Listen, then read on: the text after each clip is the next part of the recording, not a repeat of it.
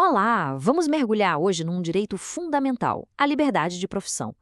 Parece uma coisa simples, né? Mas por trás dela existe um equilíbrio bem delicado entre a nossa liberdade individual e a necessidade de proteger a sociedade. Vamos entender direitinho como a Constituição e o Supremo Tribunal Federal traçam os limites desse direito. Bom, tudo começa aqui, no inciso 13 do famoso artigo 5º da nossa Constituição.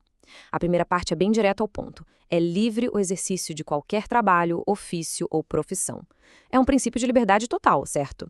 Só que a segunda parte, atendidas as qualificações profissionais que a lei estabelecer, é que joga um tempero na história. É aqui que nasce toda a discussão. E para a gente decifrar esse inciso, a gente precisa entender um conceito jurídico-chave, o que é uma norma de eficácia contida. O que isso quer dizer na prática? Quer dizer que o direito à liberdade de profissão vale imediatamente. Assim que a Constituição entrou em vigor, pronto, esse direito já estava valendo para todo mundo, ponto. No entanto, ele não é absoluto. Uma lei pode vir depois e, como o próprio nome já diz, conter, ou seja, restringir um pouco o alcance desse direito, criando algumas condições. Então, vamos organizar as ideias. A regra geral, o padrão, o ponto de partida é sempre a liberdade. Em princípio, qualquer pessoa pode escolher a profissão que quiser e começar a trabalhar, sem precisar pedir licença para o Estado. A restrição, ou seja, a exigência de alguma qualificação, é sempre a exceção e tem que estar muito bem definida em uma lei.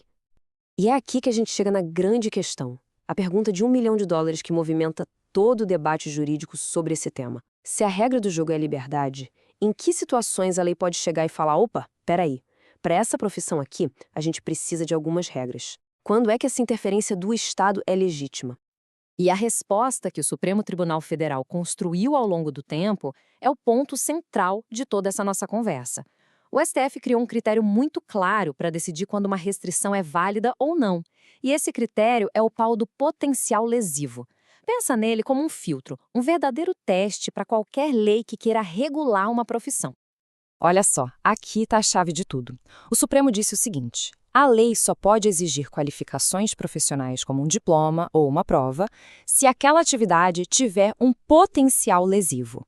Ou seja, só se existir um risco real de dano para a sociedade, um risco à saúde, à segurança, aos direitos das pessoas, caso aquela profissão seja exercida por alguém sem o preparo adequado. Se não tem risco, não pode ter restrição. Simples assim. Ok, a teoria é essa. Mas como é que esse filtro do potencial lesivo funciona no dia a dia, no mundo real? A melhor forma de entender isso é olhando para casos concretos, casos que foram parar lá no Supremo. Vamos ver como os ministros aplicaram esse princípio em diferentes profissões? Essa comparação aqui é perfeita para ilustrar a lógica. De um lado, os músicos. O STF entendeu que música é arte, é expressão. Não existe um risco coletivo que justifique obrigar um músico a se inscrever na Ordem dos Músicos do Brasil para poder tocar. Por isso, essa exigência foi considerada inconstitucional. Agora, do outro lado, os advogados. Aqui a história é completamente diferente. Um advogado sem preparo pode causar um prejuízo gigantesco na vida de uma pessoa. O risco para a coletividade é claro, é evidente. Por isso, exigir aprovação no exame da OAB para garantir uma qualificação mínima é sim constitucional. E no caso dos jornalistas, seguindo exatamente a mesma linha de raciocínio, o STF também decidiu que é inconstitucional exigir um diploma de faculdade para ser jornalista. O principal argumento foi que o jornalismo está totalmente ligado à liberdade de expressão e de informação. Criar uma barreira como um diploma seria limitar esse direito fundamental, e o tal potencial de dano não foi visto como grande o suficiente para justificar uma restrição desse tamanho. Agora vamos ver o outro lado da balança, um caso que vai na direção oposta. O STF decidiu que é constitucional suspender a carteira de habilitação de um motorista profissional que foi condenado por homicídio culposo no trânsito. E por que é que a restrição vale? Porque o potencial lesivo é altíssimo. A atividade de dirigir profissionalmente mexe diretamente com a vida e a segurança das outras pessoas. Então, essa medida se torna razoável e necessária para proteger todo mundo. Então, um ponto crucial aqui é que essa proteção da Constituição não serve só para barrar exigências sem sentido para uma profissão. Ela também funciona como um verdadeiro escudo contra abusos do próprio Estado, principalmente quando ele tenta usar uns meios tortos para impedir alguém de trabalhar. Vamos ver uns exemplos bem claros disso.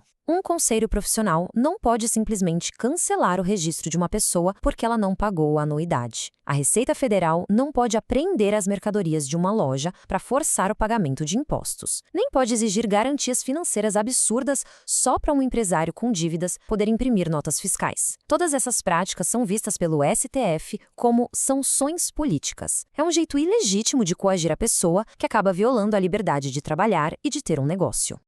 E essa citação do próprio Supremo resume muito bem toda a história. Nenhum direito absoluto, nem mesmo de trabalhar. Ele precisa conviver com outros valores importantes da sociedade. Por isso, quando o objetivo é proteger a vida e a integridade física das pessoas, é totalmente legítimo que a lei crie algumas restrições. É um eterno ato de equilíbrio. E tudo isso nos joga direto para o futuro. Com a tecnologia, novas profissões aparecem a todo instante, né? Influenciadores digitais, desenvolvedores de inteligência artificial, pilotos de drone.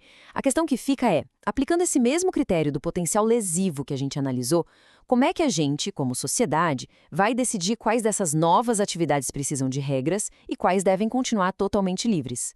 A discussão está só começando.